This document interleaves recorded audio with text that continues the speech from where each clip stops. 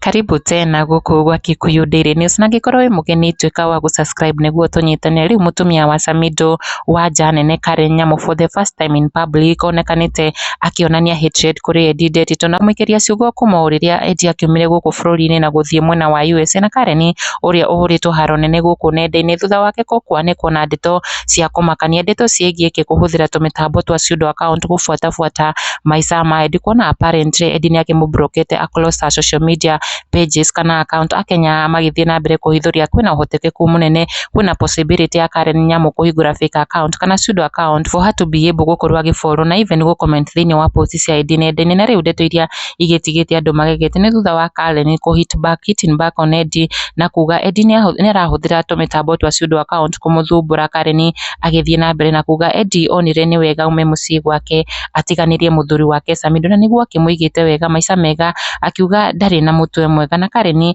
aritie ciugo ici kuhitukira nenda ciake na haria Samido commented on her post thutha wake kurekereria kana kuria mafans make ahwana after gym sessions kana exercise iria akoretwo agithie gym, na ni uritie mafans make ambia gym instructor wangu kitu. Samido akimucokeria na kuga ananyonya kidore sana, comment iria ikuguciririe mafans make, both mafans ma Samido na Karen, and this fan uria uretwo atigita commented as well. Na Karen went ahead kumu-address akiuga ni Eddie urahuthira pseudo account na kumwira niki agite niguo agiteithio ni thirikari, akiuga ndari mutwe mwega kuona she left a comfortable home and a hubby who used to spoil her ndio asumbue na pseudo. Na uhoro uyu ndugithireire hau amu Karen went ahead kurekereria miario ingi full of hatred, akiuga gutiri mundu wa wiru kugiria mathie Nyandarua guku ari mucii kwa in-laws ake mwena wa family ya Samido. Gathenema karia arekereirie na rwimbo ruria rwina ndumiriri aragikiria ko wife wake Eddie, na ningukorwo ngi-quote uria ndumiriri ino ya rwimbo ruru rurauga ati mundu uria uraigua wiru ni ithuĩ arute maitho make ekire mundu wona twarikia